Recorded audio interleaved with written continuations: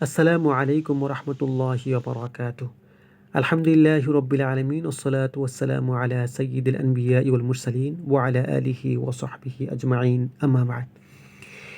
মক্কা জয়ের দিন যে ১০ জন মহা অপরাধীকে আল্লাহর নবী কতলের হুকুম জারি করেছিলেন, তাদের একজন হাব্বাব বিন আসওয়াদ। তার অপরাধ শোনো। নবী কন্যা হযরত যায়েনাব মক্কা থেকে মদিনায় হিজরত করছেন। একে তো নারী, তার উপর নিরস্ত্র।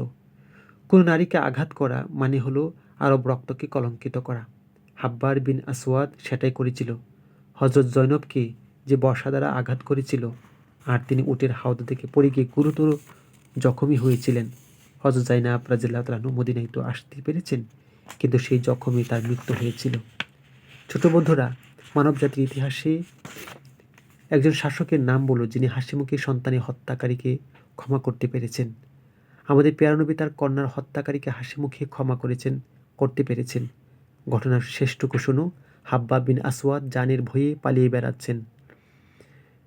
বস্তি থেকে বস্তিতে, শহর থেকে শহরে এবং জনপদ থেকে জনপদে গিয়ে আত্মগোপন করেন, কিন্তু নিজেকে নিরাপদ মনে করতে পারেন না।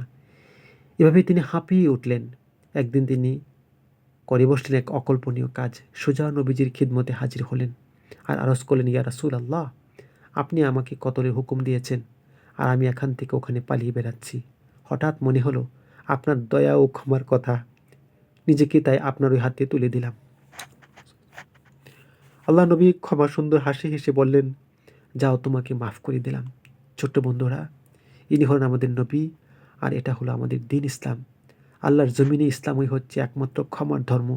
ইসলামের সেই ক্ষমা গুণ মুসলিম উম্মাহ অন্তরে আজও ধারণ করে।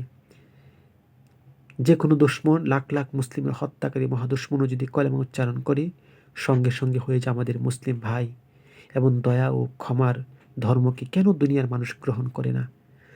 তাহলে তো পৃথিবীতে শান্তি এসে যায়। ভাবতে সত্যি অবাক লাগে, মানুষের দিল এত অবুঝ কেন? মানুষের দৃষ্টি এত সংকীর্ণ কেন? হিজরতের আগের ঘটনা। কুরাইশের উসমান বিন তালহার হাতে ছিল কাবা শরীফের চাবি। এটা ছিল তার বংশীয় হক ও মর্যাদা। আল্লাহর নবী একদিন তাকে বললেন, ভাই উসমান, চাবিটা দাও, আল্লাহর ঘরে দাখিল হব। চাবিটা দেয়া তার কর্তব্য ছিল, এবং চাবিটা পাওয়া আল্লাহর নবীর অধিকার ছিল। উসমান চাবি তো দিলই না, উল্টো দুর্ব্যবহার করল। আল্লাহ নবী পূর্ণ সংযমের পরিচয় দিলেন। তবে যেটাকে বলা হয় নবুয়তের শানে জালাল, সেটা তখন তাঁর পাক চেহারায় সমুজ্জ্বল হলো। তিনি ধীরে ধীরে বললেন, উসমান, এই চাবি একদিন তুমি আমার হাতে দেখতে পাবে। তখন যাকে ইচ্ছা তাকে এই চাবি দেওয়ার অধিকার আমার থাকবে।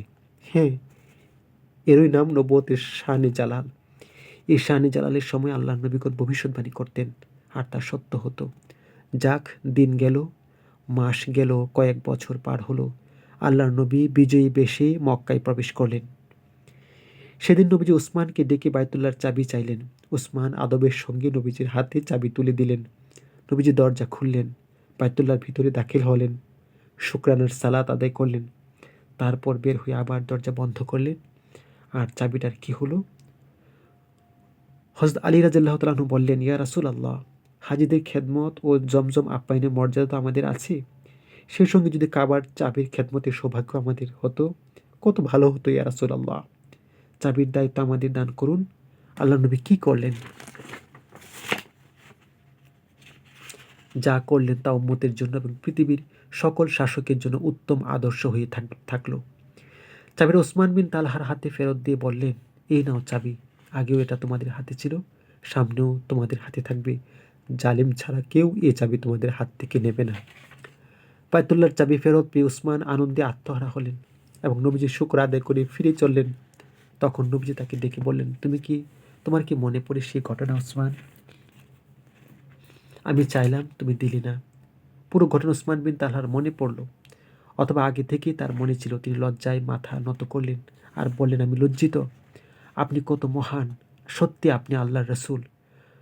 হযরত উসমান বিন তালহা মুসলিম হলেন। তখন থেকে এখন পর্যন্ত উসমানও তার বংশের হাতেই রয়েছে বায়তুল্লাহর চাবি। তখনও ছিল, এখনও রয়েছে, সামনেও থাকবে। আল্লাহ নবীর ফরমানের এমনই জালাল যে বাদশাকেও কাবার দরজার সামনে অপেক্ষায় দাঁড়াতে হয়। উসমান পরিবারের চাবিদার এসে দরজা খুলেন, তারপর বাদশা কাবার ভিতরে দাখিল হন। যার হাতে আঘাত খেতেন তার হাতে এভাবেই নবীজি ফুল তুলে দিতেন। এমন মহান ছিলেন তিনি, এমন মহৎ ছিল তার চরিত্র। ইয়া নবী, আপনার প্রতি দুরূদ ও সালাম।